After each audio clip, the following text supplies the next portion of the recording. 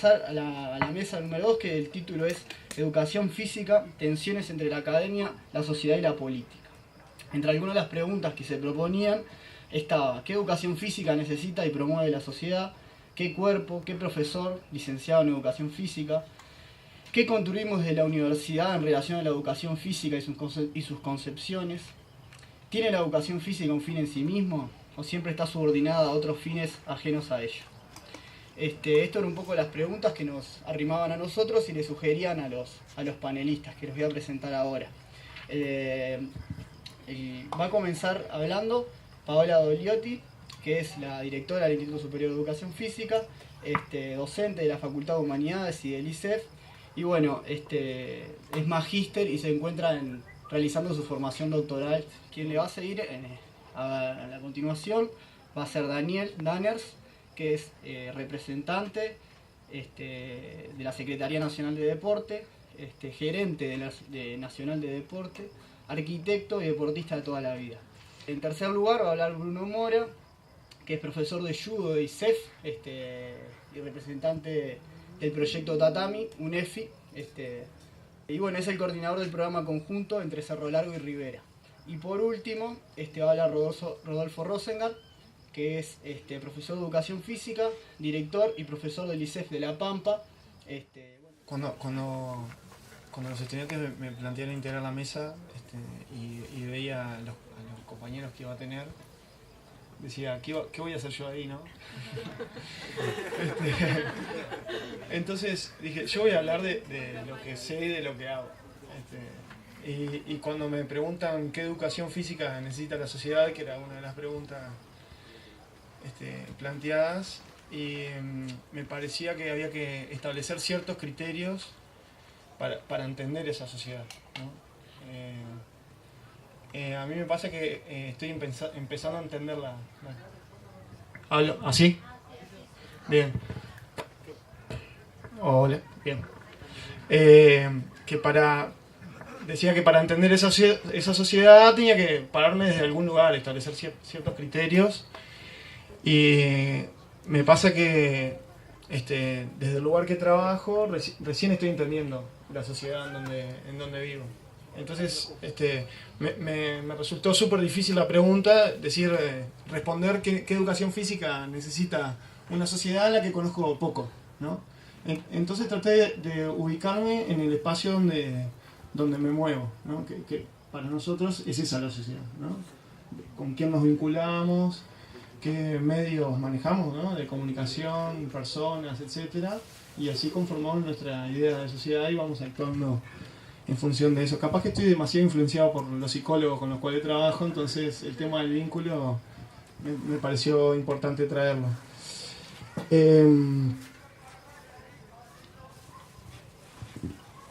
Para una persona que intenta investigar en el área humana, social, en la cual me muevo,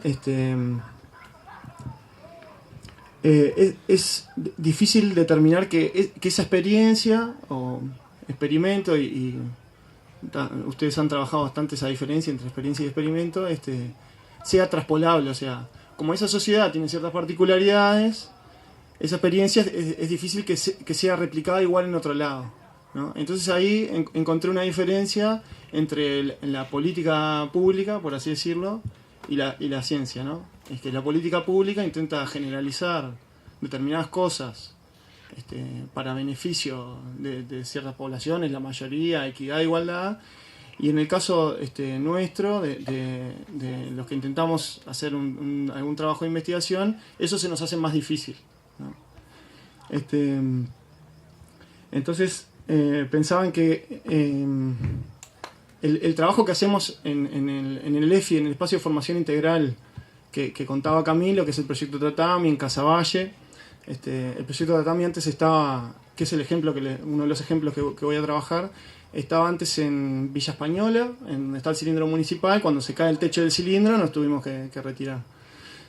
O sea, este año cumple 10 años, empezó en el 2005, y el proyecto inicial era inclusión social en base al deporte, ¿no? O sea, la relación era esa, inclusión social y deporte, ¿no? Y trabajamos básicamente con las escuelas que nos mandaban en base a una cierta pauta que teníamos en un convenio con Primaria, INAU, Fundación de las Américas, etcétera. Había varias instituciones. Nos mandaban los niños que ellos consideraban tenían problemas de impulsividad, ¿no? Y esta es una de las teorías que trabajamos, la impulsividad como la incapacidad de hacer razonamientos antes de actuar, ¿no? De actuar sin pensar, por así decirlo. Los autores que trabajamos dicen que la persona ante una situación de estrés duerme mal, ¿no? Y al dormir mal genera una serie de situaciones en ese dormir mal, ¿no? Por ejemplo, el caso clásico que trabajamos nosotros, niños que viven estresados por situaciones familiares o del barrio. Yo qué sé, hay algún caso, no sé, asesinaron al padre porque le quisieron robar la moto, duermen en la misma habitación con 10 hermanos, o el padre llega borracho y le pega, entonces duerme mal ese niño y al otro día está estresado y por lo tanto al estar estresado esa mediación de pensar antes de actuar se complejiza, ¿no? Le cuesta pensar para actuar, entonces actúa impulsivamente, ¿no? Estas teorías vienen de lo que se llaman teorías de la mente, ¿no? Que estudia el doctor con el cual trabajo se llama Lisandro Valles y estudia eso, ¿no? Un poco cómo funciona la mente.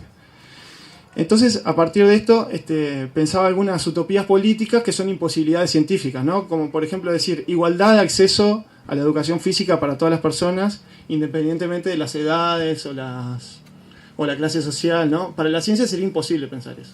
Capaz que para la ciencia política. Pero, digamos, nosotros como actuamos en un lugar determinado, Casaballe, en este caso ahora estamos trabajando con el SACUDE, que es un proyecto municipal, sería imposible pensar eso, ¿no? Tratamos que la mayor cantidad de gente circule por ese espacio, pero sería imposible pensar es como una utopía, ¿no? Que todos vayan en el espacio, ¿no? Lo otro que pensaba era algo que me decía un estudiante cuando venía de camino para acá, me decía, pensar ¿no? en esto que educación física necesita la sociedad, pensar en una infraestructura integradora, ¿no? Me decía, por ejemplo, poner vidrios donde están haciendo educación física, así la gente que pasa se contagia y entra a hacer más educación física, ¿no? Como algo replicador, así. O también integrar profesionales en los espacios públicos de la ciudad para que interactúen, enseñen y digamos, decía, y pasen valores a esa sociedad, ¿no? Y desde los autores que trabajamos, les voy a contar primero quiénes para que un poco se entienda eso. Nosotros empezamos en el 2000, digamos, el proyecto empezó en el 2005, básicamente con teoría de la mente.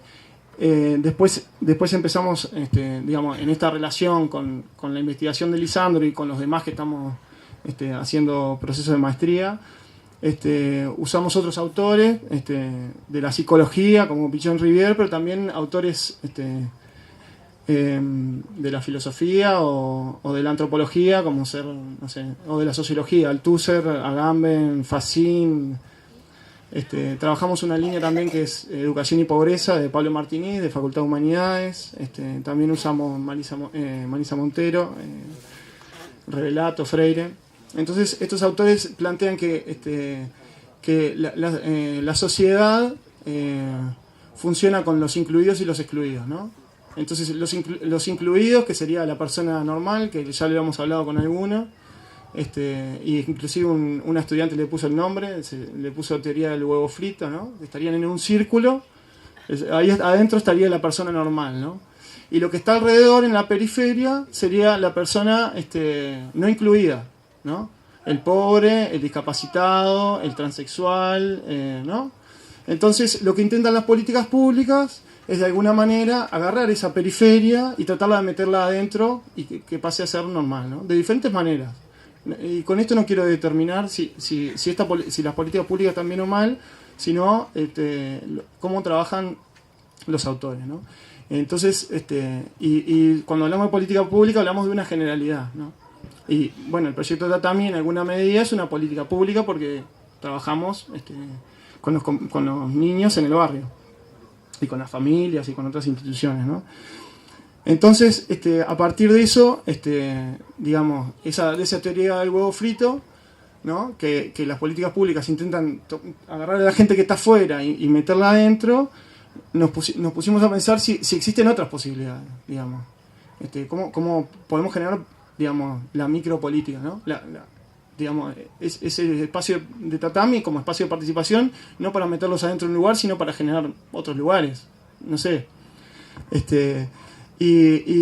Hay 2 o 3 ejemplos que son clásicos y que Danner se lo decía, y Paola también, la universidad como punta de lanza, y la educación física particularmente. Uno va a donde están las regionales, a Paysandú, a Rivera, a Cerro Largo particularmente, y Rivera también, y le dicen, acá desde que llegó, la gente del barrio, de la vuelta, dice, acá desde que llegó a la universidad cambió la cosa, y desde que empezó la educación física, son los que mueven la institución, digamos. Llegan con el equipo deportivo, ponen la bicicleta, actividades culturales, y los gurises de Cerro Largo se los pueden decir, los estudiantes de Cerro Largo se lo pueden decir. Este año estamos en el 2.º año y son demandados por un montón de instituciones que hay en la vuelta para generar nuevos espacios.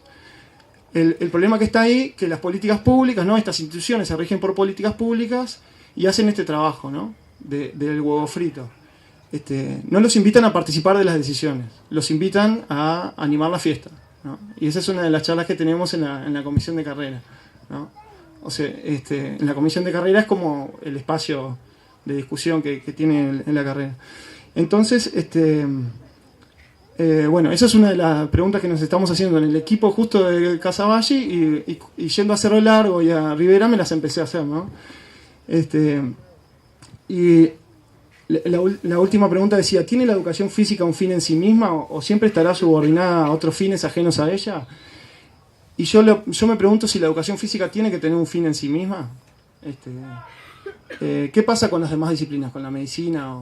¿Tiene un fin en sí misma? ¿Medicina por hacer medicina? ¿O arquitectura por hacer arquitectura? ¿O esto de la cultura no podría ser una respuesta? Esto que se decidió institucionalmente hace algunos años, la departamentalización, ¿no sería una respuesta a esto? O sea, tomamos una decisión desde la institución, desde el ISEF, cogobernada, que tenía que haber 4 departamentos: salud, deporte, prácticas corporales, tiempo libre y ocio. Y eso fue un espacio bien importante, ¿no? Porque ahí decidimos la educación física que necesitaba la sociedad. Fue una decisión. Y fue del ISEF. Y en ese momento participaban egresados y fueron los que pusieron el deporte arriba de la mesa. Dijeron, el ISEF quiere el deporte, bueno, entonces tiene que haber un departamento específico de deporte. Y bueno, y yo estaba pensando si le queremos poner el pecho a esto de la universidad como punta de lanza, podemos ver el ejemplo de otro de los autores que trabajamos en el proyecto de Tatami, que es la gestión de Arocena de los últimos 10 años. Vean la universidad, cómo estaba hace 10 años y cómo está ahora en el interior. Creció exponencialmente, ¿no? No quiere decir que ahora no esté creciendo, sino que no había nada en el interior. Había una estación experimental en Cerro Largo, estaba la Regional Norte, estaba solo Salto, en Maldonado y Paysandú estaban solo las carreras muy vinculadas a la historia de la intendencia, de los partidos tradicionales que fundaron la educación física, y no había mucho más en el interior de la universidad. Hoy hay centros regionales, la universidad dividió el país en 4, en vez de en 19. Eso tiene una cierta lógica de no crear como se creó el país en 19 feudos, sino en discutir regionalmente las necesidades de una regional. Tacuarembó, Cerro Largo, Rivera, 33 La Valleja, Maldonado, Rocha, Paysandú, Salto, Artigas, y bueno, un poco decirles que a mí me interesa que cuando leo un libro de estos, por ejemplo de fisiología, es que diga la verdad, ¿no? Es que, y me parece que, por ejemplo, el Wilmore dice la verdad. El Wilmore se plantea una cosa, el Wilmore es un libro de fisiología. No lo estudiaste vos.